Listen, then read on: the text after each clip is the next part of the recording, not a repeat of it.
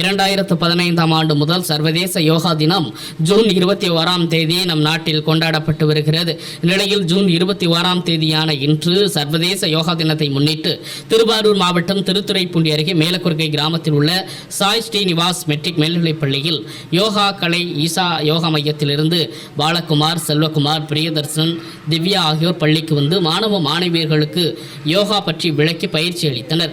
தொடர்ந்து யோகா செய்வதன் மூலம் ஏற்படும் நன்மைகள் குறித்து மாணவர்களுக்கு எடுத்துரைத்தனர். இந்த நிகழ்ச்சியில் பள்ளி குழும தலைவர் வெங்கடேசன், தாளாளர் கிருஷ்ணகுமார், துணை தாளாளர் கஜராஜலட்சுமி, முதல்வர் ஈஸ்வரி மற்றும் ஆசிரியர்கள், மாணவர்கள் கலந்து கொண்டனர். நிகழ்ச்சியில் வரவேற்புரை வழங்கி தாளாளர் துவக்கி வைத்தார். ஆசிரியை சங்கீதா நன்றி கூறினார். உடற்கல்வி ஆசிரியர் வனிதா மாணவ மாணவிகளை வழிநடத்தினர். இந்த நிகழ்ச்சியில் ஏராளமான ஆசிரியர்கள், மாணவர்கள் கலந்து கொண்டனர். இந்த யோக கலையை பல்வேறு முனிவர்கள், ரிஷிகள் மூலமாக இதில் 2வது நிலையில் என்ன பண்ணுவாங்க, கையை அப்படியே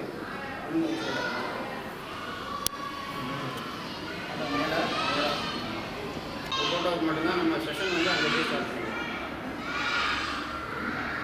கால் கொண்டு இணையாக இருக்கணும். கால் அந்த அட்டென்ஷன் கையை பின்னாடி நேராக அந்த கை நேராக இருக்கணும், தலை நேராக இருக்கணும். தலை குனியக்கூடாது. தலையை குனியாமல் நேராக வச்சுக்கணும். மறுபடியும் மேலே, மறுபடியும்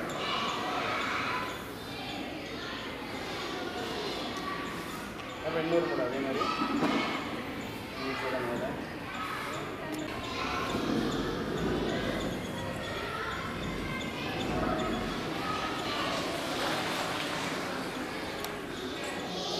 ஒரு புத்திசாலித்தனம் இருக்கு. அதுக்கு பின்ன ஒரு சக்தி உடல் இப்படி நம்ம உடல் ஏற்படுது. இதுல நம்ம சக்தி உடல் ஒரு சமநிலையான ஒரு படிப்போம். இதோடைய அடிப்படை என்னன்னா, நம்ம சக்தி உடல்ல 72,000 நாடி இருக்கு. இந்த 72,000 நாடி 2 அடிப்படையா 72,000 நாடிகளுடைய ஏற்பட்ட ஒரு சக்தி மண்டலமா உருவாக்கப்பட்டிருக்கு. இந்த சக்தி மண்டலம் நாம் எப்படி வச்சுக்கோமோ அப்படிதான் நம்ம மனநிலை, அப்படிதான் நம்ம உடல்நிலை. இது ரொம்ப முக்கியமான பயிற்சி.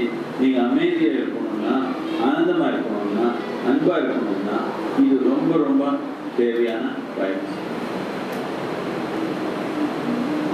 இந்த பயிற்சிகள் சரியா உள்வாங்க